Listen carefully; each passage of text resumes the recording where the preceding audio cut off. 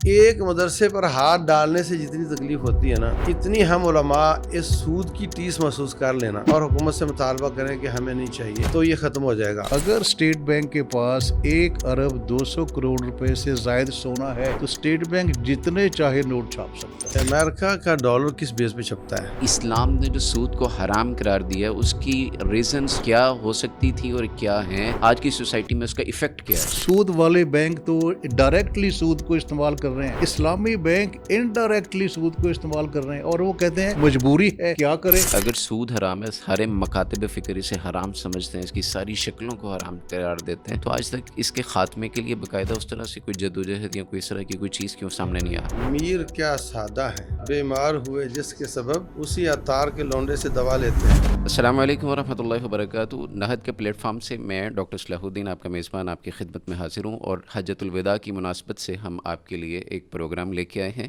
کہ نبی کریم صلی اللہ علیہ وسلم نے اپنی 23 سالہ زندگی کے اندر جو چارٹر آف ہیومینٹی دیا تھا اس میں کافی سارے نکات ہیں۔ ان نکات میں سے ایک نکتہ جو انسان کی ایمان اور صحت کے بعد انسان کے لیے بہت زیادہ ذمہ داری والا ہے، وہ اس کی اکانومی ہے اور اس سے ریلیونٹ ہے۔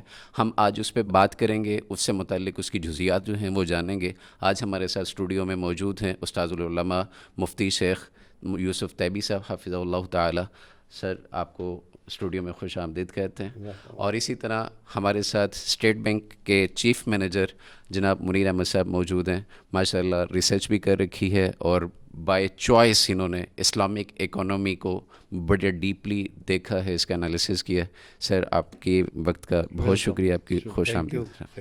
اچھا سر جی، سوال سب سے پہلے تو یہ ہے کہ نبی کریم صلی اللہ علیہ وسلم نے اپنی 23 سال کی نبوت والی زندگی کے اندر چیزوں کو گریجولی لے کے چلے اور ان کو بالترتیب اللہ کے حکم سے جو حلال تھی انہیں حلال قرار دیا اور جو حرام تھی ان سے منع کیا، لیکن بالکل آخری ایام میں یا یوں سمجھ لیں کہ بوقت رخصت اللہ کے رسول صلی اللہ علیہ وسلم نے سود کا نام لیا اور سود کو حرام قرار دیا۔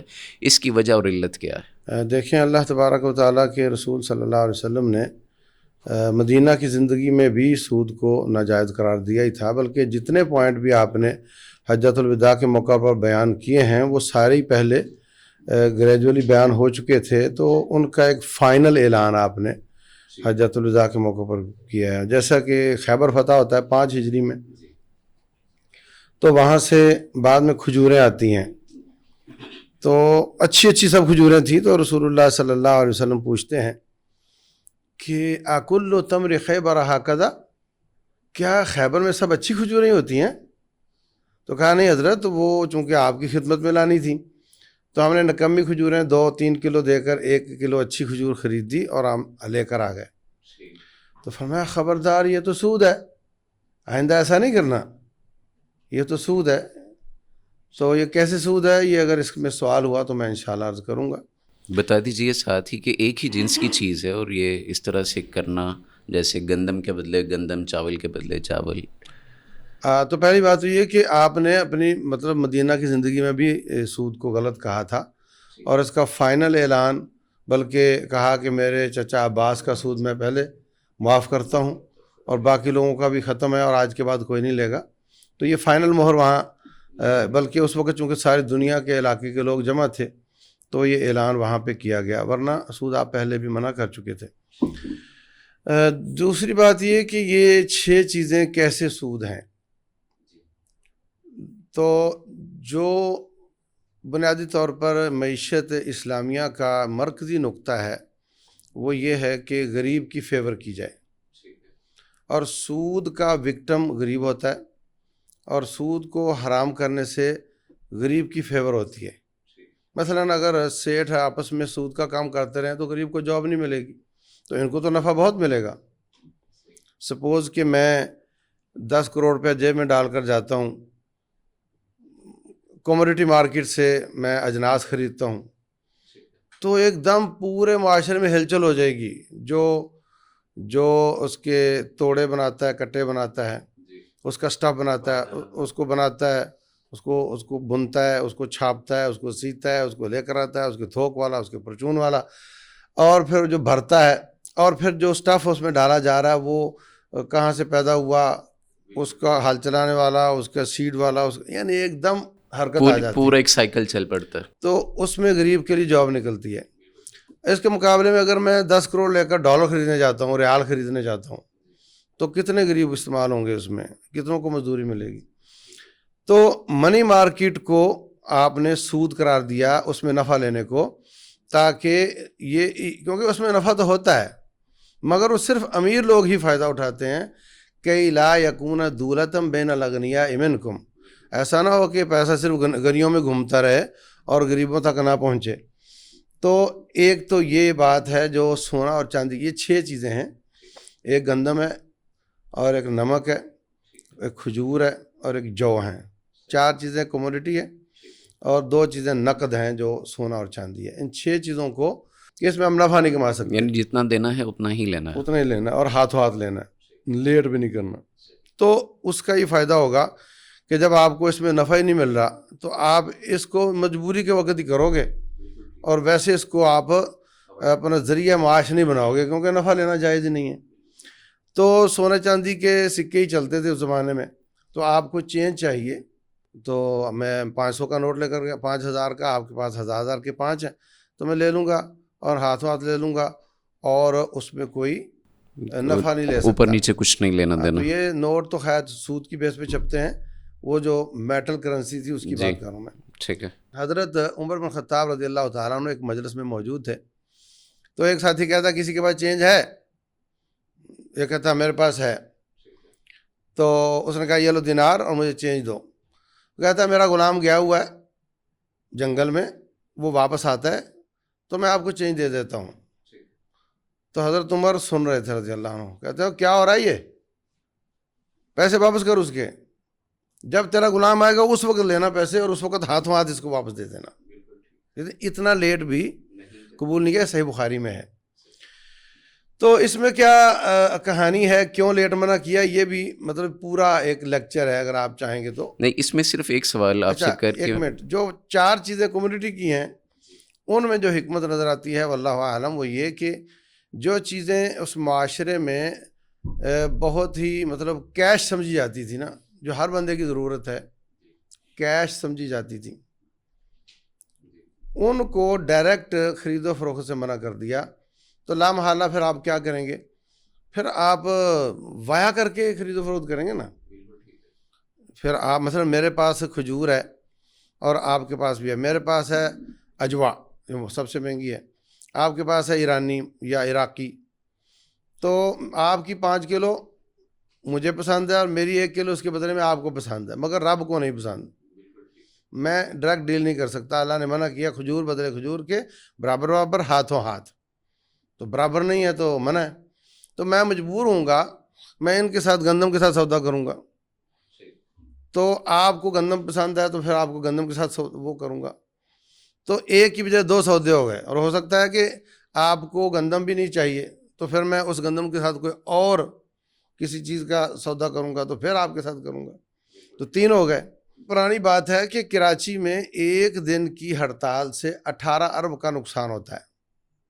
پرانی بات ہے، اب پتہ نہیں کتنے کا ہوتا ہے. اچھا، دکاندار کا سامان لاک پڑا ہوا ہے اور خریدار کے پیسے بھی اس کی جیب میں پڑے ہو، تو نقصان کی چیز کا ہوا ہے. تو جو خرید و فروخت ہونی تھی، اس سے جو نفع نکلنا تھا، اس میں بھی گورنمنٹ عوام کا اندازہ نہیں لگا سکتی، وہ صرف اپنے ریونیو کا لگاتی ہے.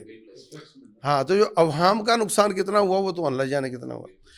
اگر ایک شہر کے ایک دن کی خرید و فروخت کا گورنمنٹ کا ریونیو 18 ارب ہے سپوز، تو 2 سودے کرنے سے ڈبل ہو جائے گا، 3 سودے کرنے سے ٹرپل ہو جائے گا. تو جو چیزیں بالکل کیش تھیں، ایک ہوتی ڈیڈ آئٹم، جیسے آپ الائچی کتنا ہی خریدیں گے، آپ دار چینی کتنا ہی خریدیں گے، گاہک آئے گا دن میں 1-2، جب آٹے کا گاہک روزانہ آ رہا ہوگا، ہر وقت آ رہا ہوگا. تو جو بہت ہی زیادہ بکنے والی چیزیں تھیں بظاہر، ان کو آپ نے ڈائریکٹ اس کو منع کر دیا تاکہ یہ 2 سودے ہوں، 3 سودے ہوں تو غریب کے لیے جاب نکلے. اچھا منیر صاحب، یہاں پہ بڑے اچھے سے ایلیبوریٹ کیا ہے مفتی صاحب نے، اور میں آپ سے یہ جاننا چاہوں گا کہ اسلام نے سود کو حرام قرار دیا ہے. آپ ماشاء اللہ اسٹیٹ بینک میں بھی آپ نے جاب کی ہے اور بڑے اونچے عہدے تک آپ فائز رہے ہیں، اور اسی طرح آپ نے نبی کریم صلی اللہ علیہ وسلم کی جو اکنامیکل اسٹریٹجیز ہیں ان کا بھی مطالعہ کیا ہے, مشاہدہ کیا ہے, اور آپ نے کتاب وغیرہ بھی اس پہ لکھی ہے. تو میں آپ سے یہ جاننا چاہتا ہوں کہ اسلام نے جو سود کو حرام قرار دیا ہے اس کی ریزنس کیا ہو سکتی تھیں اور کیا ہیں, آج کی سوسائٹی میں اس کا ایفیکٹ کیا ہے؟ جی ماشاء اللہ بہت اچھا سوال ہے کہ ریزنس کیا ہیں. کیونکہ میری جو ساری سروس ہے اسٹیٹ بینک کی, اس میں ہم ریزن پر ہی بیس کرتے تھے. کیونکہ میں ریسرچ آفیسر تھا جب اسٹیٹ بینک گیا, تو ہم ہم چیز کو اینالائز کرتے تھے, کیا وجوہات ہیں, کیا فیکٹرز ہیں, اور یہ رزلٹ کیا آیا. تو جب میں نے اپنی بک شروع کی تو اس میں میرا ایک چیپٹر ہے کہ اسلام میں سود کو حرام کرنے کی کی عقلی ضرورت دلیل کیا ہے, بالکل ٹھیک ہے. دا ریشنل. کیونکہ یہ میرے سوال میرے ذہن میں اس ٹاپک اس لیے رکھا کہ جب سود کا حکم آیا کہ سود منع ہے, کیونکہ پہلے رب نے بے کی بات کی ہے جو سورہ بقرہ کی آیت ہے, پہلے بے کو حلال کیا اور پھر سود کو حرام کیا. ربا اور بے سیکوینس یہ ہے کہ پہلے بے ہے, ٹھیک جو ہے. ابھی بات کی مفتی صاحب نے کہ چیزوں کا خرید و فروخت مارکیٹ میں, گندم ہے, جو ہے, چاول ہے, نمک ہے, یہ بے ہے. اچھا, تو جو ربا ہے آج کی زبان میں ہم اسے کہتے ہیں فائنینشیل ٹرانزیکشنز. تو میں یہ سوچتا تھا کہ کیا وجہ ہے, کیونکہ میرا اپنا یقین ہے کہ دین کا کوئی بھی حکم, چاہے اللہ کا فرمان ہو یا حدیث رسول صلی اللہ علیہ وآلہ وسلم ہو, وہ عین فطرت ہے, اس میں ریزن ہے.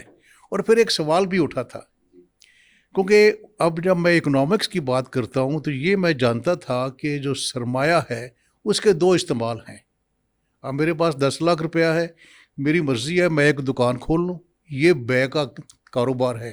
میری مرضی ہے میں کسی کو سود پر قرض دے دوں, یہ ربا ہے. ٹھیک ہے. جب یہ قرآن میں حکم آیا سورہ بقرہ میں, تو یہودیوں نے سوال کیا تھا, اور ہے کہ جب نبی پاک صلی اللہ علیہ وسلم مدینہ گئے تھے تو یہودیوں کے بہت سے سوال تھے, اور وہ سارے لاجیکل تھے.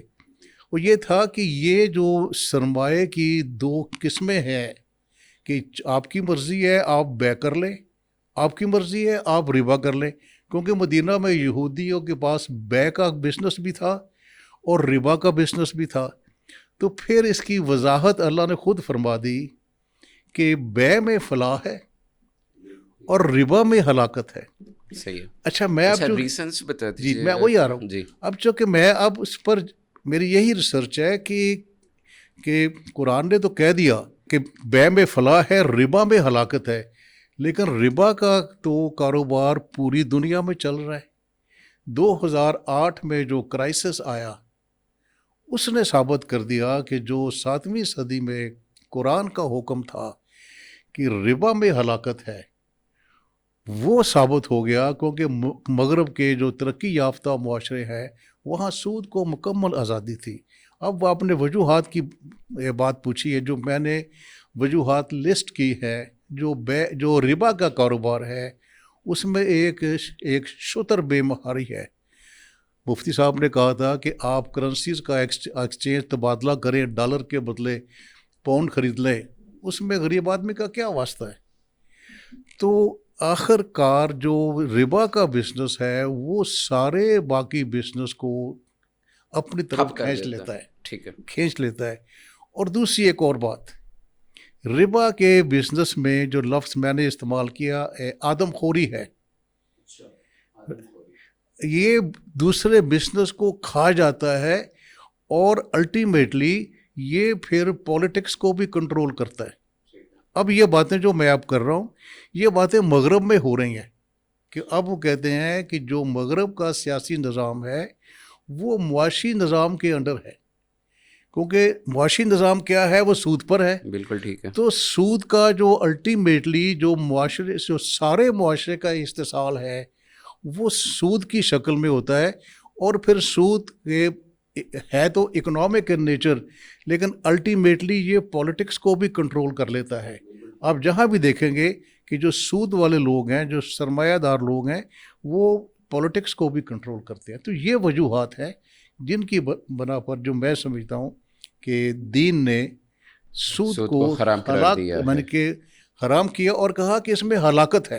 اچھا مفتی صاحب، بڑے اچھے سے ایلیبوریٹ کیا ہے منیر صاحب نے۔ اب یہاں ایک سوال یہ ہے کہ سود کے نظام کے الٹرنیٹ کوئی ہمارے پاس ایسا سسٹم اسلام کے اندر موجود ہے جو یہ ساری ہماری ضروریات، نیڈس، ٹریڈ، ساری چیزوں کو اچھے طریقے سے لے کے چل سکے اور ہمیں کسی طرح کا کوئی لوپ اس میں نہ ملے کہ اس طرح کی یہ کوئی رہ گئی ہے یا اس یہ کفایت نہیں کر رہا یا ہمارے سیٹسفائیڈ نہیں کر رہا؟ اصل میں عبادات اور معاملات میں ایک بیسک ڈفرنس ہوتا ہے۔ جی، شریعت اسلامیہ عبادات میں تو بتاتی یہ کرنا یہ نہیں کرنا، 4 رکھتے ہیں 5 نہیں ہیں، ٹھیک ہے، 5 پڑے گا غلط ہو جائے گا۔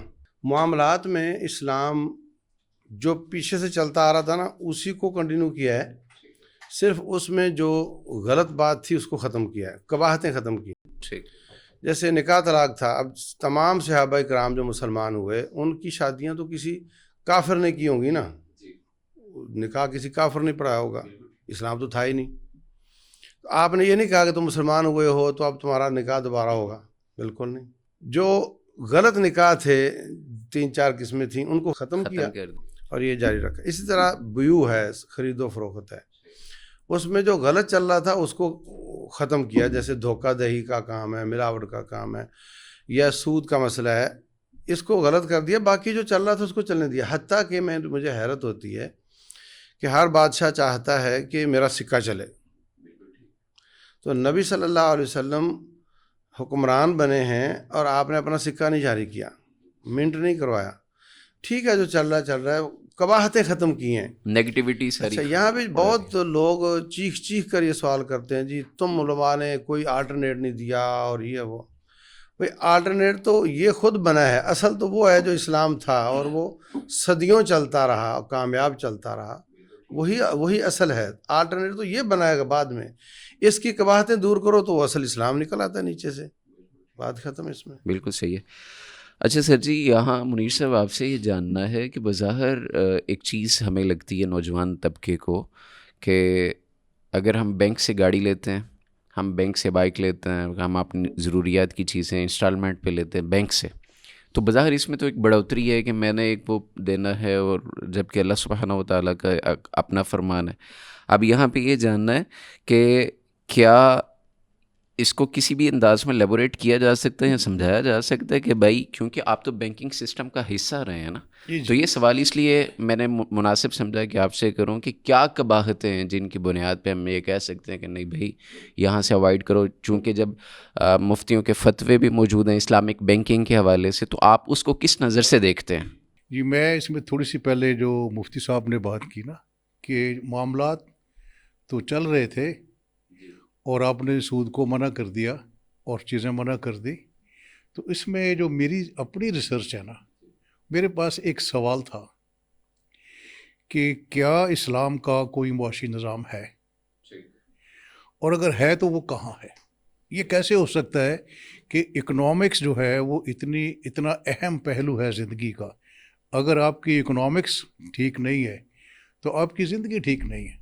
اور دوسری بات یہ تھی کہ جب نبی پاک صلی اللہ علیہ وسلم مدینہ گئے تو یہودی وہاں کی مدینہ کی اکنامکس پر چھائے ہوئے تھے، کیا آپ نے کوئی معاشی نظام دیا؟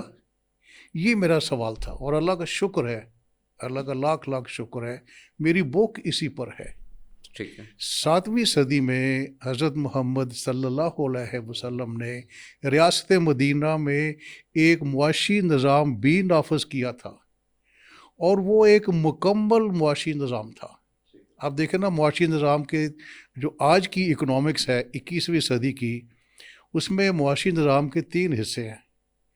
پہلے تو ہے کہ آپ نے کیا پیدا کر رہا ہے، جسے ہم پڑھتے ہیں اکنامکس میں what to produce, how to produce and for whom to produce، کہ کوئی چیز کس طرح پیدا کرنی ہے، اس کو خرچ کیسے کرنا ہے، پھر اس کو تقسیم کیسے کرنا ہے، ڈسٹریبیوشن، کنزپشن، پروڈکشن۔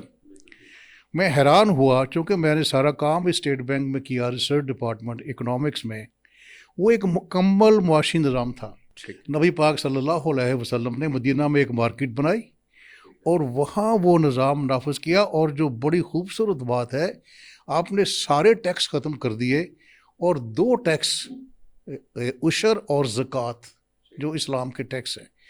تو یہ ہے کہ میں اسی کی بات کر رہا ہوں اور اسی کو پروموٹ کر رہا ہوں کہ جب ہم اپنے ملک میں معاشی نظام نافذ کریں گے تو وہ سارا روڈ میپ تو ہمیں دے دیا گیا ریاست مدینہ کی طرف اب سے. یہاں پہ پھر ایک نئی بحث کا آغاز ہو جائے گا، لیکن میں صرف چاہتا ہوں کہ چند جملوں میں اس پر روشنی ڈال دیں کہ آپ نے کہا کہ نبی صلی اللہ علیہ وسلم نے ٹیکسز جو ہیں وہ ختم کر دیے.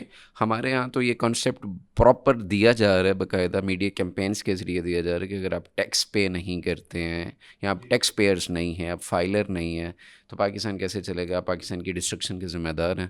آپ پھر اس میں کیا کہیں گے؟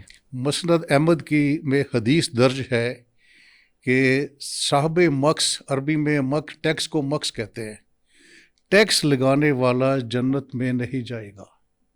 واضح طور پر نبی پاک صلی اللہ علیہ وسلم نے، کیونکہ یہودیوں کی چاروں مارکیٹ میں ٹیکس تھا اور اس ٹیکس کی وجہ سے استحصال تھا کنزیومرز کا، اور جو تاجر تھا وہ بھی ٹیکس دیتا تھا.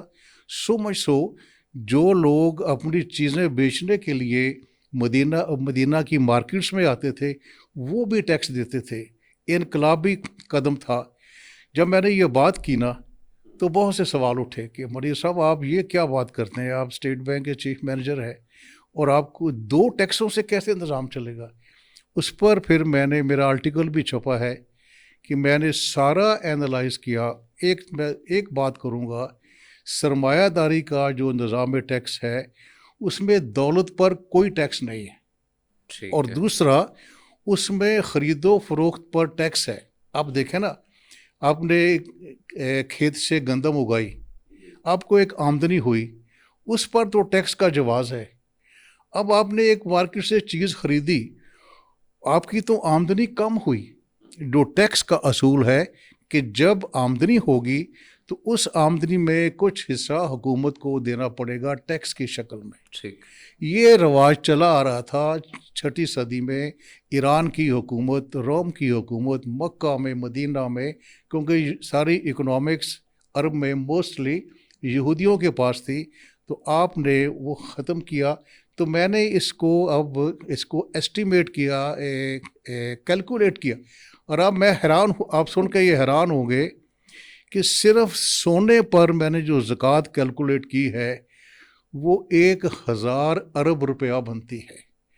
اور کیسے کہ پاکستان کی آبادی ہے 24 کروڑ، اس میں تقریباً آدھی عورتیں ہیں. میں نے 10 لاکھ کا سیمپل لیا ہے. پاکستان میں کم از کم 10 لاکھ عورتیں ایسی ضرور ہیں جن کے پاس 7.5 تولے سونا سے لے کر زیادہ ہے. میں نے وہ سلیب بنا کے کیلکولیٹ کیا. ہمارا FBR کہتا ہے کہ ہمیں ٹیکس پیئر نہیں ملتے. آپ یقین کریں 10 لاکھ نئے ٹیکس پیئر مل جائیں گے اور 1000 ارب زکوٰۃ سے آئے گا، صرف 1000 ارب. اسلام کا نظام ٹیکس اس قدر خوبصورت ہے اور اس قدر لاجیکل ہے. دیکھیے، پہلے کوئی چیز پیدا ہوتی ہے، اگر کوئی چیز فصل ہوگی یا کوئی بندہ کوئی چیز اور بنائے گا، آج کے دور میں انڈسٹری ہوگی، پیداوار پر عشر ہے، اور پیداوار کسی قسم کی بھی ہوگی اس کی بھی وضاحت ہے. وہ 5%، 10%، اگر زمین سے خزانہ نکلائے وہ 20% ہے. تو میں نے اس کو سارا ایسٹیمیٹ کیا ہے، اور میں جتنے ٹیکس کٹھے ہوتے ہیں، اب پاکستان میں دیکھیں آپ آج کل کتنے ٹیکس ہیں. ایک عام آدمی کی زندگی مصیبت بنی ہوئی ہے ٹیکسوں کی وجہ سے. میں کہتا ہوں کہ 2 ٹیکس ہیں اسلام میں، اور میں نے جو میرا ایسٹیمیٹ ہے وہ میں انشاءاللہ جو میری نئی بک آ رہی ہے اس میں سارے دے رہا ہوں. ابھی جو سارے ٹیکس سے 7000 ارب روپیہ اکٹھا ہوتا ہے سال کا، اور جو میری کیلکولیشن ہے اس میں عشر اور زکوٰۃ سے 10,000 ارب اکٹھا ہوگا. یعنی کہ ایک یہ جنت ہے. اور پھر یہ صرف لوکل نہیں، ساری دنیا اس ظالمانہ ٹیکس کا شکار ہے. اگر ہم اپنے ملک میں اس کو نافذ کر لیں تو پھر ہم دنیا کو بھی پیش کر سکتے. میں انشاءاللہ آتا ہوں آپ کی اسی سوال کی مزید وضاحت کے لیے. 1-2 کویشچنس اور ہیں میرے پاس ابھی، اور اس دوران میں مفتی صاحب آپ سے یہ جاننا چاہوں گا کہ موجودہ بینکنگ سسٹم جو ہے، جیسے میں نے منیر صاحب سے بھی سوال کیا تھا کہ موجودہ جو بینکنگ سسٹم ہے، اس سسٹم میں بظاہر یہ لگتا ہے کہ بڑھوتری ہے. لوگ سوال کرتے ہیں جی ہم اپنا پیسہ وہاں رکھتے ہیں اور اس کے اگینسٹ ہمیں جو پروفٹ وہاں پہ ریس ہوتا ہے ملتا ہے، وہاں پہ لاسز کا چانس بھی بینک والے کہتے ہیں. اسلامک بینکنگ ہے، مفتی تقی عثمانی اور دیگر لوگوں نے فتاویٰ بھی دے رکھے ہیں کہ بینکنگ سسٹم کے لیے کہ یا اسلامک بینکنگ ہے. تو آپ اس کو کس نظر سے دیکھتے ہیں، اور کیا بینک سے لیز پہ گاڑی لی یا دیگر چیزیں یا گھر وغیرہ پیسے لے کے قرض اور یہ چیزیں لینا، یہ سود ہے نہیں ہے تو کس طرح، نہیں ہے تو کیسے؟ اگر اجازت ہو تو تھوڑی سی بات ٹیکس کے حوالے سے میں کر دوں پہلے. جی دیکھیں، اسلام میں جب صرف زکوٰۃ اور عشر تھا نا، تو اس وقت جو ریاست تھی وہ سروسز نہیں دیتی تھی، صرف ایک قاضی کی تھی کہ بھائی ٹھیک ہے اگر کسی کا کیس ہے تو آ جاؤ ہم حل کر دیں گے. اس کے علاوہ نہ کوئی اسکول یونیورسٹی تھا، اور نہ کوئی روڈ، اور نہ ٹریفک پولیس ادارے اس طرح کے اور نہ اس طرح کچھ نہیں تھا. اور حتیٰ کہ فوج بھی والنٹیئر تھے سارے، کسی قسم کا وہ نہیں تھا. تو اسلام میں اس میں کوئی قباحت نہیں کہ اگر آپ کوئی سروس دیتے ہیں، آپ کو میں انڈیویجول دیتا ہوں سروس تو میں پیسے نہیں مانگوں گا آپ سے. تو اگر گورنمنٹ سروس دیتی ہے اس کے اگینسٹ اتنا ایک ٹیکس ہو کہ یہ سروسز کے مقابلے میں ہے، صرف ریزروس اتنے ہاں ہوں بس، گورنمنٹ کے پاس کہ وہ تو اس میں کوئی حرج کی بات نہیں ہے، سمجھ آئی نا. لیکن یہاں تو اتنے زیادہ ٹیکس ہیں کہ انڈسٹریلسٹ بیچارہ اپنا کام ہی نہیں کر سکتا، اس کے ریٹ اتنے بڑھ جاتے ہیں کہ وہ بیچ نہیں سکتا بعد میں. یہ جو حدیث بیان کی ہے منیر صاحب نے وہ اس پہ لاگو آتی ہے. اور جو معقول قسم کے، اور جیسے ہم روڈ پہ چل رہے ہیں تو تھوڑے پیسے دینے پڑ رہے ہیں، تو اس پہ یہ لاگو نہیں آتی. یعنی ٹول ٹیکس وغیرہ اس طرح اس ہاں پہ نہیں مطلب آتی ہے، وہ جو چیز سروسز کے مقابلے میں ہے نا، جس کی زندگی اجاڑ دی جا ہاں رہی ہے. بالکل بالکل. یہ اصل میں آتے بھی IMF کی طرف سے ہی ہیں، اور ان کا مقصد یہ ہے کہ ان کی پروڈکشن کوئی نہ ہو اور یہ ایسے کریں. یہ تو تھی وضاحت تھوڑی سی. دوسری بات یہ ہے کہ جو بینکنگ سسٹم ہے یہ اس کو کچھ لوگ کہہ رہے ہیں کہ یہ اسلامی ہو گیا ہے. دیکھیں اس میں یہ سوال تو اصل میں بنتا منیر صاحب سے یہ ان کی طرف بھی جانا. ہاں، تو اس میں بنیادی طور پر ایک بات جو کوئی نہیں کرتا، اور یہ بالکل راز نہیں ہے اور کتابوں میں واضح لکھا ہوا ہے اور ہمارا ہر اکنامکس کا بچہ اس کو پڑھ رہا ہوتا ہے، وہ یہ ہے کہ آپ کا پیسہ جب کسی بہانے بینک میں داخل ہوتا ہے تو اگر وہ 2000 ہے تو اس کو وہ اپنے ریزروز کی پرسنٹیج کے ساتھ ضرب لگاتے ہیں. سپوز کہ ہر علاقے میں ریزرو رکھتے ہیں وہ، مطلب آج 100 میرے بینک میں 100 روپیہ دینے والے لوگ آتے ہیں تو 20 نکالنے والے بھی آتے ہیں سپوز. تو ان کے بینک میں نکالنے والے 10% ہیں، میرے بینک میں 20 ہیں، آپ کے میں 15 ہیں سپوز. تو جتنے % آپ ریزرو رکھتے ہیں اتنے % سے ضرب لگائیں گے ہر آنے والی رقم کو. ٹھیک ہے. تو میرا 2000 اگر 20% چل رہا ہے تو میرا 2000 بینک میں جا کر 10,000 ہو جاتا ہے ان کے ڈیجٹس میں. ٹھیک ہے. کرنسی نوٹ ان کے پاس 2000 کا ہے اور ان ڈیجٹس میں وہ 10,000 ہو چکا ہے. میں نے اگلے دن اپنا 2000 واپس لے لیا. ٹھیک ہے. اب 8000 ان کے پاس ڈیجٹس میں لکھا ہوا باقی رہے گا، اس کو فریکشنل ریزروز کہتے ہیں. اور یہ اس طرح بڑھتا جاتا ہے کہ ایک سے ایک برانچ کھلتی چلی جاتی ہے. اور وہ جو جن کے اگینسٹ ان کے پاس پیپر کرنسی نہیں ہے اس کو وہ یوٹیلائز کرتے ہیں کریڈٹ کارڈ کے ساتھ، ڈیبٹ کارڈ کے ساتھ اور چیک بک کے ساتھ. جب آپ کوئی بھی شخص جاتا ہے قرض لینے کے لیے تو اس کو وہ ایک تھیلا بھر کر تو نہیں دیتے نا یہ لوگ قرض، وہ اس کو اپنے ڈیجٹس دکھاتے ہیں، یہ تیرا اکاؤنٹ کھل گیا، اس میں اتنے ڈیجٹس آ گئے تیرے، اور یہ چیک بک لو اور چھٹی کرو. یہ بہت بڑی بدماشی ہے. یعنی جس کو آپ سود سمجھتے ہیں نا کہ آپ نے ان سے 10 لیے تو 12 واپس کرنے پڑنے ہیں، وہ تو ایک کامن سینس میں سود ہے ہی ہے. لیکن یہ ایک ہڈن ہے جو عوام سے ہڈن ہے، لیکن یہ کوئی راز کی بات نہیں ہے. اس لیے جب اس سسٹم میں آپ کسی بہانے بھی جائیں گے نا تو آپ ان کے اس سسٹم کو پروجیکٹ ہی کر رہے ہوں گے، اس کو بڑھاوا دے رہے ہوں گے. اس لیے آپ جو بھی گاڑی خریدیں، کچھ بھی لیں، آپ اس کو اسلامی بینک کے تھرو جائیں، آپ ان کو دوسرے کنونشنل بینک کے تھرو جائیں، آپ اس سسٹم کو ہی اچھا کر رہے ہوں گے. اور پیچھے سے جا کر سسٹم تو سب کا ایک ہے. نمبر 2، جو آپ بینک میں پیسہ جمع کرواتے ہیں تو اس کے بعد مثلاً کہ آپ کے پاس 10% لوگ واپس لینے کے لیے آتے تھے، اتفاق ہوا ہے کہ آدمی 3 کروڑ کا لینے کے لیے آ گیا، بھائی میرے 3 کروڑ واپس کرو، بینک کہتا ہے 3 دن کا ٹائم دے مجھے، وہ منی مارکیٹ میں چیک کرتا ہے اگر کہیں سے ملے، وہ پیسہ خرید رہا ہوتا ہے اور وہ اس پہ کائبر لاگو ہوتا ہے، اگر انٹرنیشنل بینک ہو تو لائبر لاگو ہوتا ہے، وہ سود کی ریشو ہے، اور اس سسٹم سے بھی کوئی بینک مستثنا نہیں ہے، اسلامی ہو یا نان نان اسلامی ہو۔ تو جب یہ حالت ہے سب کی، تو پھر آپ اس کو کہہ دیں کہ یہ اس پہ مارکر لگا ہے، یا آپ کہہ دیں کہ اس پہ رینٹ لگا ہے، نام بدل دیں آپ، تو یہی دھوکہ ہوا ان لوگوں کو جو کہتے ہیں جی یہ مسلمان ہو گیا، سمجھے بات کی۔ آپ کسی بہانے بھی ڈیل کریں گے تو یہ دونوں قباحتوں سے کوئی بینک مستثنا نہیں ہے۔ اس وجہ سے جو ہم مجبور ہیں، میں بھی مجبور ہوں، آپ بھی، جتنا آپ مجبور ہیں لیں دیں اور ڈیل کریں، لیکن آپ کے دل میں یہ ہونا چاہیے کہ میں گلٹی ہوں اور یہ کہ میں غلط کر رہا ہوں، اور جتنا بچ سکتے ہیں آپ بچ جائیں۔ سر آپ کی طرف اس پر جی میں آپ سے ہی کہنے لگا تھا کہ پھر اس لحاظ سے 1-2 سوال اور آتے ہیں، پھر آپ اکٹھے اس کا جواب دے دیجیے گا۔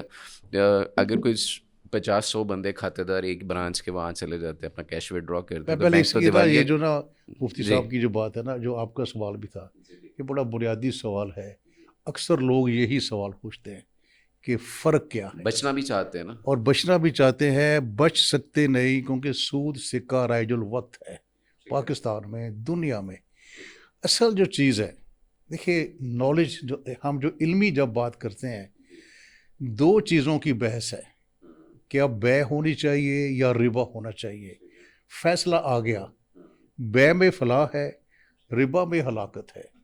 اب جب ہم نے اسلامک بینکنگ کا آغاز کیا تھا تو ہم یہ دیکھتے کہ جو بے ہے اس کا اینڈ چیز کیا ہے، نفع نقصان، کیونکہ بینکنگ میں پھر ایک بنایا جاتا ہے بینچ مارک۔ بینچ مارک کیا ہوتا ہے کہ میں نے کوئی کہ گاڑی دینی ہے یا کسی کو گھر کے لیے قرضہ دینا ہے، تو میرے پاس کوئی ایسی یارڈ سٹک ہو کہ میں اس پر اپنا پرافٹ لگا سکوں، 5% لگاؤں، 10% لگاؤں۔ جو سود والے بینک ہیں ان کے پاس یہ بینچ مارک اویلیبل ہے، دینا کہ بے کا جو بینچ مارک ہے وہ نفع نقصان ہے حقیقی شعبے کا، چیزوں کی خرید و فروخت کا۔ ٹھیک ہے۔ جو ربا کا بینچ مارک ہے وہ جیسے مفتی صاحب نے بیان کیا ابھی، پاکستان میں روز کی بنیاد پر ایک ریٹ نکلتا ہے، Karachi interbank offer rate, daily کی بنیاد پر وہ کیسے نکلتا ہے کہ کل جتنے بینکوں نے سود پر قرض دیا اس کی ایک ایوریج دے دیتے۔ اب ہے کہ ہم نے جو غلطی کی ہے، بڑی بنیادی غلطی کی ہے اسلامک بینکنگ کا آغاز کرتے وقت، ہم نے بے کا بینچ مارک نہیں بنایا۔ اب دیکھیں نا، ایک لاجیکل چیز ہے کہ جب ہم نے بے کی بات کرنی تھی، ہم سود کا خاتمہ کرنا تھا، بے کی بات کرنی تھی، تو ہم بے کا بینچ مارک بھی بناتے، اور وہ کیا ہوتا، حقیقی شعبے کا نفع، پرافٹ۔ اچھا وہ ہم نے نہیں بنایا۔ اچھا اب ہم کیا کرتے ہیں کہ جب گاڑی لیز پر دیتے ہیں، دینا کہ انگریزی میں لیز ہے، عربی میں اجارہ ہے، جی، عربی میں بھی لیزنگ کا موڈ ہے اجارہ۔ اب اسلامی بینک نام تو یوز کرتے ہیں اجارہ کا، جو اس پر پرافٹ ریٹ لگاتے ہیں وہ بینچ مارک سود کا ہے۔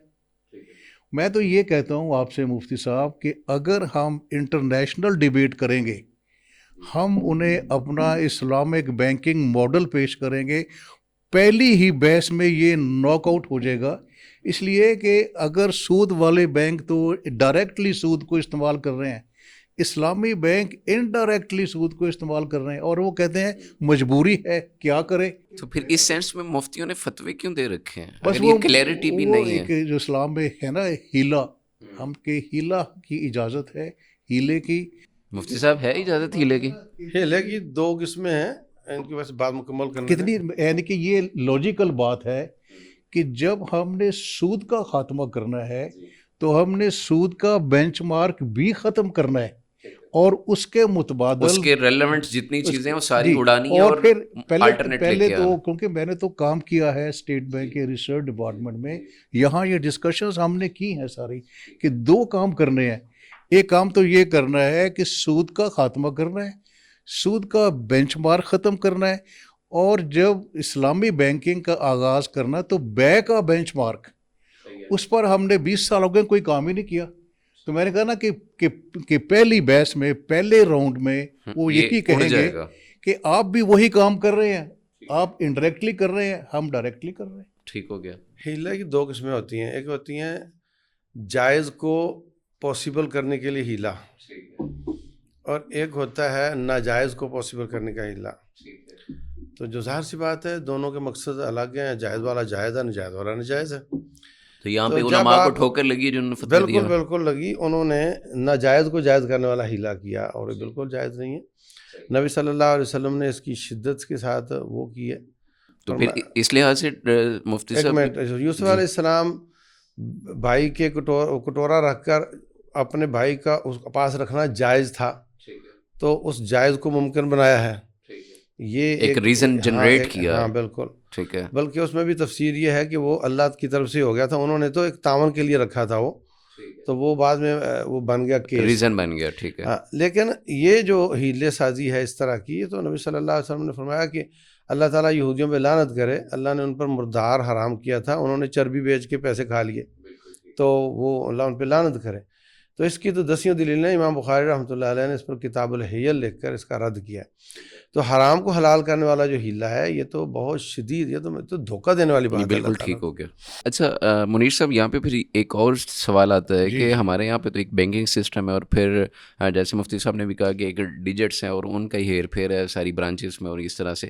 تو پھر ہم جو بیرونی IMF سے یا ورلڈ بینک وغیرہ سے یا ایشین بینک سے یا دیگر جو ادارے ہیں, ہم ان سے جب وہ پیسہ لیتے ہیں اپنے لیے, ہم جو ان سے کیا کہتے ہیں قرض لیتے ہیں, اور ظاہر ہے اس پہ ایک انٹرسٹ ریٹ ہے, اس پہ ایک سود بھی انوالومنٹ ہے, تو وہاں پہ کیا پھر ہمارے یہاں صرف ڈیجٹ بھیجے جاتے ہیں یا واقعی ہی ہمیں منی پرووائڈ کی جاتی ہے, پیسے کرنسی دی جاتی ہے, یا اور پھر ان کو واپس کرنے کے لیے پھر کیا پروسیس ہوتا ہے؟ دیکھیے جو بینکنگ بزنس ہے نا یہ پہلے نہیں تھا. 7ویں صدی میں جب دین اسلام آیا, نہ تو مشرق میں بینکس تھے نہ مغرب میں بینک تھے, اور سارا جو بزنس تھا وہ بے کا بزنس تھا. کچھ چند لوگ تھے, جیسے ایک مارکیٹ میں 200 تاجر ہیں, تو 20-30 تاجر سود پر پیسہ دے رہے تھے, باقی سارا بے کا کاروبار کر رہے تھے. ٹھیک ہے. تو زیادہ بے کا بزنس تھا. اچھا بینک تھے ہی نہیں. اب یہ جو بینکنگ کا نظام بنایا نا, یہ اس جیسا کوئی اور بزنس ہے ہی نہیں. اس کو بنایا گیا, جو مفتی صاحب نے بات کی ہے وہ ہم میں تو چونکہ پڑھاتا بھی ہوں یونیورسٹی میں, اگر 1000 کا ڈپازٹ بینک میں آتا ہے نا, الٹیمیٹلی وہ 10,000 سے بھی زیادہ ہو جاتا, وہ گھومتا رہتا ہے. یعنی میں نے 1,000 روپیہ بینک میں جمع کرایا, بینک نے آپ کو 9,000 روپیہ قرض دے دیا, آپ نے کوئی چیز خریدی مفتی صاحب سے, مفتی صاحب نے پھر وہ 900 روپیہ دوسرے بینک میں جمع کرا دیا, اور وہ چلتا رہتا ہے. یہ صرف بینکنگ کے بزنس میں ہے. یہ جو ہے نا اسے ہم کہتے ہیں جو ہے نا فریکشنل ریزرو, جو انہوں نے بات کی ہے. بینکنگ کی بنیاد ہی یہی ہے کہ تھوڑا سا پیسہ رکھ کے باقی سارا پیسہ آگے قرض دے دو, اور پھر وہ گھومتا رہے.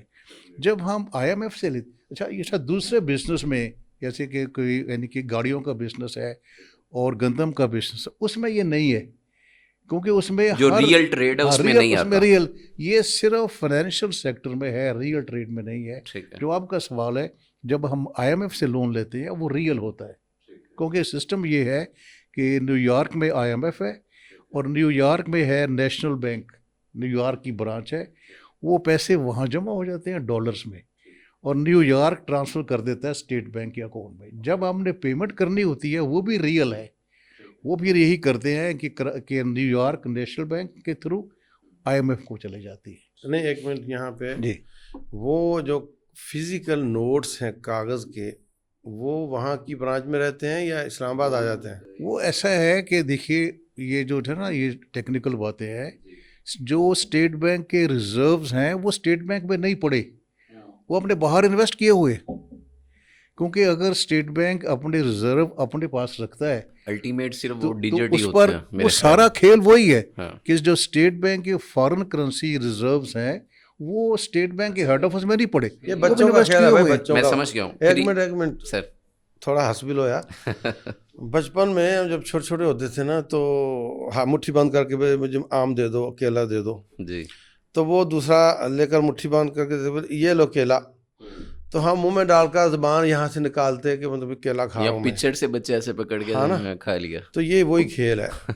سمجھے, ڈیجٹس جاتے ہیں بولے دے دیے, بولے ہاں آ گئے ہو. نہیں وہ فزیکلی آتے ہیں. فزیکلی سر میرا خیال میں گولڈ کے جو ریزروس ہوتے ہیں وہ تھوڑا سا ڈیفائن کرتے ہیں. دیکھیے اب یہ ہے کہ اسٹیبلٹی کو, پہلے تو تھا کہ گولڈ اسٹینڈرڈ تھا, ساری دنیا گولڈ پر تھی. سیکنڈ ورلڈ وار کے بعد یہ سسٹم ختم ہو گیا. اکثر اخبار میں آتا ہے کہ اسٹیٹ بینک نے اتنے نوٹ چھاپ دیے. اب ایک فارمولہ ہوتا ہے, پہلے تو یہ تھا 56 تک یہ تھا کہ اگر آپ نیا نوٹ چھاپیں گے, 100 روپے کا نوٹ چھاپتے ہیں, تو لازمی ہے کہ آپ کے پاس 30% سونا ہو, گولڈ ہونا چاہیے, آپ کے پاس 30 روپے کا سونا ہو. یہ اب سسٹم ساری دنیا, جب یہ سسٹم تھا تو ہمارے foreign exchange bank of England میں پڑے ہوتے تھے ایز اے ریزرو کہ ہم اتنا نوٹ چھاپیں گے اور 30% وہاں رکھیں گے. اس کے بعد ساری دنیا نے چھوڑ دیا. اب ہم نے ایک اماؤنٹ طے کیا ہوا, 1 ارب 200 کروڑ روپے. اگر اسٹیٹ بینک کے پاس 1 ارب 200 کروڑ روپے سے زائد سونا ہے تو اسٹیٹ بینک جتنے چاہے نوٹ چھاپ سکتا ہے. ٹھیک ہے, یہ اخبار میں آتا ہے, لیکن فیکٹ یہ ہے. یہ نوٹ چھاپنا کرنسی کی ویلیو اور ڈی ویلیو, یہ ساری چیزیں یہ ڈیفائن کرتا ہے. یہ دیکھیں, یہ ساری ایکسرسائز ہم کرتے ہیں اسٹیٹ بینک میں کہ دیکھو نا کہ ایک نوٹ کی. اچھا, یہاں پہ پھر سر جی ایک ویلڈ کویسچن دماغ میں آ رہا ہے, اور شاید سامعین میں ناظرین میں سے ہر ایک کے دماغ میں آ رہا ہو, تو پھر کیا گورنمنٹ آف پاکستان یا اسٹیٹ بینک آف پاکستان سود کی محافظ ہے؟ یہ اللہ اور اس کے رسول کے ساتھ اعلان جنگ میں کھڑی ہوئی ہے. بہت اچھا سوال کیا آپ نے. میں جو اپنی یہ بات کرتا ہوں نا, جہاں بھی میں ایک بار آپ کے ساتھ ٹی وی پر پروگرام میں تھے, ہم بہت بڑے مغالطے کا شکار ہیں. دیکھیے, اس نظام سرمایہ داری کے 2 مالیاتی ادارے ہیں. ایک تو تجارتی بینک ہے جسے ہم کہتے ہیں کمرشل بینک, دوسرا سینٹرل بینک ہے جو ہمارے ہاں اسٹیٹ بینک آف پاکستان ہے. دونوں کا مقصد یہ ہے کہ سود کے نظام میں کوئی پرابلم نہ آئے, کوئی سموتھلی چلتا رہے. اسٹیٹ بینک جو ہے وہ سود کا محافظ ہے پاکستان میں. یعنی آپ یہ ہر ملک کر رہے ہیں. جی میں یہ فیکٹ ہے. اب دیکھنا, جو میں جو چیزیں جو باتیں کر رہا ہوں, کیونکہ میں نے تو کام کیا اسٹیٹ بینک میں, پھر میں 3 جگہ اسٹیٹ بینک کا چیف مینیجر رہا ہوں. اب صورتحال کیا ہے کہ وہ ادارہ جس کا مینڈیٹ ہی ہے کہ اس نے ملک میں سود کے نظام کو پروٹیکٹ کرنا ہے, ہم اس سے کہتے ہیں کہ اسلامی بینکنگ بناؤ. بالکل ٹھیک مفتی صاحب, آپ دیکھنا کہ جس کا مینڈیٹ ہی وہی, جس کا مینڈیٹ ہی وہی ہے. صاف کر. جی سر سنائیے. میر کیا سادہ ہیں, بیمار ہوئے جس کے سبب اسی عطار کے لونڈے سے دوا لیتے ہیں. مجھے یہ سمجھے, اب مجھے یہ نا, جب میں نے کام کیا نا مفتی صاحب, میں اسٹیٹ بینک اینول رپورٹ کا چیپٹر لکھتا تھا مانیٹری پالیسی پر. جی, اس میں ہم ایک فقرہ لکھتے تھے کہ the main objective of monetary policy is to ensure financial soundness. اب جب مجھے اللہ نے سمجھ دی ہے سود کے خلاف جو میں چیزیں لکھ رہا ہوں, کہ اس کا مطلب کیا ہے کہ سود کے نظام میں کوئی بگاڑ نہ آئے.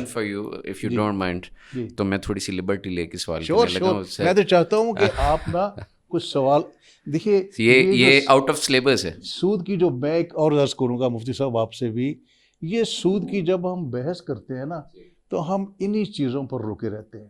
ایک میں چاہوں گا کہ وہ سوال سود کا خاتمہ کیا ہو سکتا ہے, اس کے بارے میں میں ضرور آؤں گا ہم اس پہ, لیکن ابھی میرا ایک آپ سے پرسنلی تھوڑا سا ایک کویسچن ہے, اگر if you don't mind آپ الاؤ کریں تو میں پوچھنے لگا. بالکل سر, جب آپ اپنے پوزیشن پہ تھے, آپ یہ کہہ رہے تھے, تو پریکٹیکلی یہ تب آپ انڈرسٹینڈ نہیں کر پائے, یا تب کیا رکاوٹیں تھیں, یا ریزائن نہیں کیا, یا اس کی بہتری کے لیے کچھ اقدامات آپ نے اٹھائے تھے, یا یہ ریٹائرمنٹ کے بعد ہی آتا ہے کہ یار اب میں چونکہ وہ. یہ سوال مجھ سے پہلے بھی پوچھا گیا ہے, سچی بات ہے. میں نے ایم اے اکنامکس کیا پنجاب یونیورسٹی سے, اور چلا گیا کراچی اسٹیٹ بینک میں, वहाँ PhD लोग थे, MPhil थे, MS थे, और सारा काम स्टेट बैंक का सूद के रेफरेंस से हो रहा था। राइट, और मैं भी समझता था यही, ठीक है, जो आपने सवाल किया ना जी जी, कि मेरी 34 ईयर्स की सर्विस है, तो इसमें भी 20 आपका साल पूरा हिस्सा रहा। हाँ 20 साल तक मैं यही समझता रहा कि जो मगरब का मुआशी निज़ाम है वो ठीक है। मुझे हिस्ट्री का शौक़ है। फिर जब मैंने ये चीज़ें पढ़ी, और वो जो सवाल मैंने पहले अर्ज़ किया बुनियादी, कि जब अल्लाह ने कह दिया सूरह अल-माइदा में कि दीन मुकम्मल हो गया, उसका मुआशी निज़ाम कहाँ है? वो मुआशी निज़ाम के बगैर हो ही नहीं सकता।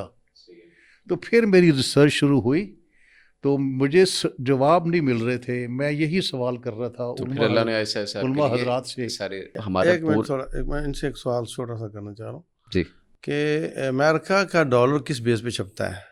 अमेरिका का जो डॉलर है वो, उसका कोई बेस नहीं है।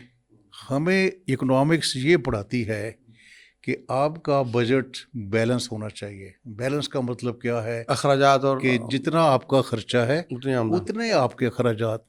अमेरिका ऐसा मुल्क है, उस पर ये असूल लागू नहीं होता।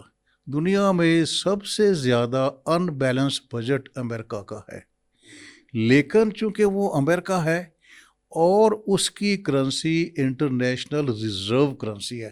देखो ना, हमारे फॉरेन एक्सचेंज रिजर्व कहाँ पड़े हैं? न्यूयॉर्क में या जर्मनी में या पाउंड में होंगे। और मैं एक आपको और मज़ेदार चीज़ आपसे अर्ज़ करूँ, 9वीं सदी में जो इस्लामी दिनार था वो पूरे दुनिया की रिजर्व करेंसी था, जैसे आज है ना डॉलर।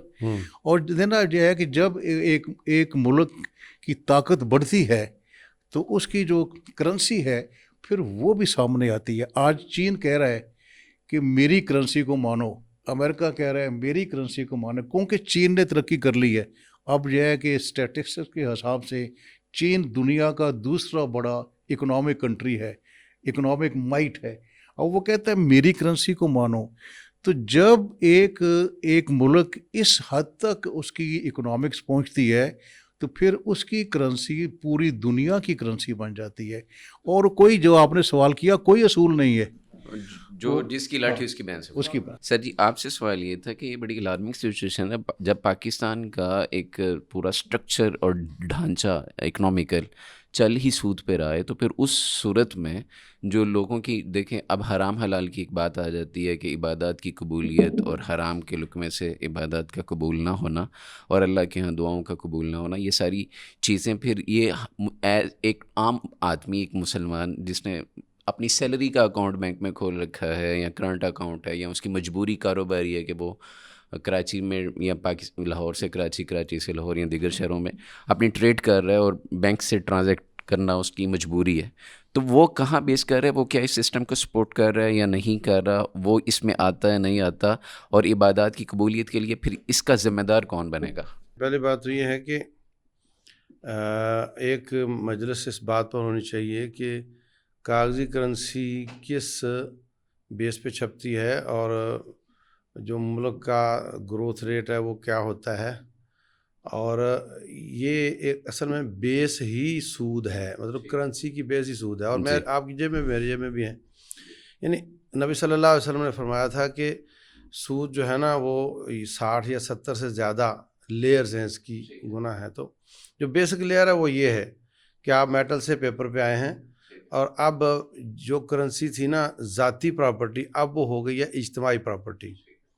ये मैं आपको बहुत ही मुख्तसर करके समझाने की कोशिश कर रहा हूँ। देखो, मैंने पैसा कमाया सोने की सिक्के की शक्ल में, तो अल्लाह महफूज रखे घर में आग लग गई तो वो पिघल कर वहीं पड़ा हुआ है, समझे। हुकूमत पे अल्लाह ना करे कोई हमला हो गया है तो वो वहीं उतने का उतना ही है, वो उसको कुछ नहीं हुआ। यह है मेरी ज़ाती प्रॉपर्टी। अफ्ताद आई है हुकूमत पर, मुझ पे नहीं आई। लेकिन ये जो करेंसी है इसमें अगर आप किसी मुल्क पे हमला हो जाए तो उसकी धड़ाम से नीचे आ जाती है, ऐसी है। और अगर आग लग जाए तो ज़ीरो हो जाती है। ये इज्तिमाई करेंसी है, ये इज्तिमाई प्रॉपर्टी बन गई है किसी हद तक और ज़ाती कम रह गई है। اس کی بنیاد سود پر ہے، یہ ایک ڈبیٹ ہے الگ سے. رائٹ. تو اس میں آپ کیا عبادت کی قبولیت کی بات کریں گے؟ مطلب ہم سب اس میں ہیں. اگر ایک آدمی کا اکاؤنٹ نہیں کھلا ہوا نا تو وہ بھی اس میں ہے. ٹھیک ہے. اگلی لیئر ہے کہ جس کا اکاؤنٹ کھلا ہوا ہے وہ اس میں ان کے فریکشنل ریزروز بڑھانے میں لگا ہوا ہے. اس سے اگلی لیئر ہے کہ وہ 10 لے کر 12 واپس کر رہا ہے یا ان سے سود لے رہا ہے جیسے پیسے ریزرو رکھ کر. یہ اس سے اگلی لیئر ہے. تو یہ لیئرز ہیں بھائی، اور اس میں ہمیں گلٹی فیل کرنا چاہیے، ہمیں گناہ گار سمجھنا چاہیے اپنے آپ کو، اور اس کو فاتقوا اللہ ما استطعتم اس کی حیثیت جتنا ہو سکتا ہے بچنے کی کوشش کرنی چاہیے. ٹھیک ہے. اچھا، اس پہ مجرم ڈائریکٹ کون بنتا ہے؟ ہم صرف اسٹیٹ بینک کو نہیں کہہ سکتے. پاکستان جو ہے وہ ظاہر سی بات ہے کافروں کا اس پہ دباؤ ہے. بالکل ٹھیک ہے. اچھا، تو اس میں صرف اسٹیٹ پاکستان کا مسئلہ نہیں ہے. جیسے کہ منیر صاحب فرما رہے تھے نا کہ جب پیسہ بڑھتا ہے تو انسان پھر لوگوں کو غلام بنانے لگ جاتا ہے، جس کو انہوں نے پولیٹیکل کا نام دے دیا کہ پھر پولیٹکس بھی اس کے ہاتھ میں چلی جاتی ہے. بالکل ٹھیک. تو یہ اصل میں غلامی کی ایک شکل ہے. جس طرح پہ بنیا بناتا ہے، جس طرح کہ یہودی بناتا تھا کہ پیسہ زیادہ ہے تو آپ سب غلام ہیں. پیسے نبی صلی اللہ علیہ وسلم نے فرمایا اللہم انی اعوذ بک من الکفر والفقر، اے اللہ کفر اور فقیری سے میں پناہ مانگتا ہوں. تو ایک ساتھی کہتا ہے حضرت آپ نے کفر کو فقیری سے ملا دیا ہے، اب یا دلان کیا یہ برابر ہیں؟ فرمایا نعم، ہاں. فقیر جب لقمے سے محتاج ہو جاتا ہے تو اس کا ایمان بھی لوگ خرید سکتے ہیں. بالکل بالکل. اور ایسا ہوا ہے. اب ایک آدمی ڈنکی لگا کے یورپ جانا چاہتا ہے اور وہ گرتا پڑتا مرتا مراتا پہنچتا ہے اور ان پہ کئی نہیں پہنچ پاتے جن کا کوئی کلیم بھی نہیں کر سکتا. اس کو کہا جائے تو قادیانی ہو جا، میں آپ کو برطانیہ جہاز پہ بٹھا کے لے جاتا ہوں، تو کہا ٹھیک ہے. تو یہ اکنامکس کو رب بن جاتے ہیں جو پیٹ کی بھوک جو ہے. اور یہ بہت بڑی لاجک ہے سود کے حرام کرنے کی. بالکل ٹھیک ہے. بہت بڑی لاجک. اب یہاں پہ یہ ہے سوال شیخ صاحب آپ سے کہ اگر سود حرام ہے، سارے مکاتب فکر اسے حرام سمجھتے ہیں، اس کی ساری شکلوں کو حرام قرار دیتے ہیں، تو آج تک اس کے خاتمے کے لیے باقاعدہ اس طرح سے کوئی جدوجہد یا کوئی اس طرح کی کوئی چیز کیوں سامنے یہ بڑی دکھتی راگ ہے جو آپ نے چھیڑ دی ہے. آج پاکستان کے کسی عالم دین کے مدرسے پہ اگر حکومت ہاتھ ڈالے تو دیکھیں کیسے ان کے ہاتھوں میں ہاتھ جاتے ہیں اور کیسے روڈ کو کالا کرتے ہیں، الائنس بنتے ہیں اور پروٹیسٹ ہوتے ہیں. اور ایک مدرسے پر ہاتھ ڈالنے سے جتنی تکلیف ہوتی ہے نا، اتنی ہم علماء اس سود کی ٹیس محسوس کر لینا اور حکومت سے مطالبہ کریں کہ ہمیں نہیں چاہیے تو یہ ختم ہو جائے گا. میں مطلب یعنی کوٹ نہیں مار رہے. بالکل صحیح بات. میرے پاس اس کا پلان ہے پورا، اس کے ماڈلز ہیں. نبی صلی اللہ علیہ وسلم نے جیسے گریجولی ختم کر کے آخر میں ٹھوک دیا نا کہ اللہ کے بس ختم، اس کو بھی ایسے ہی یہ کہنا کہ سود ختم کرو اور نعرہ تکبیر یہ نہیں ہوگا. صرف فلیکس لگا دینا. اس کے لیے گریجولی کیا ہو سکتا ہے، صرف علماء سنجیدہ ہو جائے اس کام کے لیے تو کام ہو سکتا ہے. میرا دعویٰ یہ، کیونکہ اس میں اختلاف بھی کسی کا نہیں ہے، کسی کامن ایک مسئلہ سب کا، کسی فرقے کا اس میں اختلاف بھی نہیں ہے. صرف اس کی ٹیس اس طرح محسوس کر لیں. یہ ہم سمجھتے ہیں کہ بددیانتی ہے یا نیلی ہے؟ نہیں، احساس نہیں ہے، احساس نہیں ہے. میں سمجھتا ہوں ترجیح میں نہیں ہے. دیکھو اس میں نا پہلا میں تھوڑا سا بتا ہی دیتا ہوں. پہلا کام یہ کرنے کا ہے جس طرح منیر صاحب نے بھی فرمایا کہ تجارت سیدھی کرو، بے سیدھی کرو. بے کا مطلب تجارت ہی ہے نا. تو اس کے لیے حکومت پیرلر اجازت دے دے کہ آپ مالیاتی ادارے یہ ان شرطوں کے ساتھ کر سکتے ہیں اور ہمارا FBR یا ہمارا فلاں اس کا نگران ہوگا، تمہارا پورا آڈٹ ہوگا. ایک دیکھو ایک شخص بدکاری کر سکتا ہے تو ایک شادی بھی تو کر سکتا ہے نا. یہاں صرف سود ہی کر سکتا ہے، غیر سود کا کوئی راستہ ہی نہیں مالیاتی. بالکل ایسے. تو غیر سود کا مالیاتی راستہ یا تو حکومت خود بنا دے اور وہ حقیقی ہو، اس چین کا حصہ نہ ہو، یا پھر اجازت دے دے علماء کو اور اس کی نگرانی خود کرے. اگر وہ کہتے ہیں نا کہ وہ دہشت گردوں کے پاس چلے جائیں گے، وہ ہو جائے گا، پوری اجازت ہو ان کو اس کی نگرانی کی، راستہ کھولے. یہ پلیٹ کے چھوربے کی والا حساب ہے. انشاءاللہ ایسے ہوا تو سارا ادھر آ جانا ہے اور سوئچ ہو جانا لوگوں نے. یہ کوئی مسئلہ ہی نہیں ہے، صرف یہ ہے کہ یہ مل کر یہ مطالبہ کریں اور منظور، یہ نہ کہے تم سود ختم کرو، یہ کہے کہ ہمیں اجازت دے دو. تو یہ چھوٹا مطالبہ منظور ہو جائے گا اور یہ جب آپ اپنے مسل دکھا دیں گے کہ اکانومیکلی بھی ہم یہ کر سکتے ہیں تو اللہ کے فضل سے وہ سارا کام سیدھا ہو جائے گا. اچھا منیر صاحب، آپ نے ماشاء اللہ ریسرچ بھی کر رکھی ہے اور آپ نے جاب بھی کر رکھی ہے اس حوالے سے اسٹیٹ بینک میں، تو یہ آخری سوال ہے آج کے اس نشست کا، اور انشاءاللہ ہم پھر نیکسٹ اس کو کنٹینیو کریں گے اللہ کے فضل سے. سود کے خاتمے کے ماڈلز کیا ہو سکتے ہیں میں پہلے جو قابل عمل ہے، تنفیذ ہے؟ ہاں، جو قابل عمل ہے. پہلے میں ایک اور، جیسے آپ نے کہا تھا کہ کیا یہ بددیانتی ہے، میں نے اپنی جو میری اردو کی کتاب ہے مدینہ اکنامکس، اس میں ایک لفظ استعمال کیا، روحانی بددیانتی، اسپرچول ڈس آنیسٹی. سچی بات یہ ہے، میں پچھلے 10 سال سے یہ پریچ کر رہا ہوں، تبلیغ کر رہا ہوں، یونیورسٹیز میں جا رہا ہوں کہ سود کا خاتمہ کیسے ہوگا.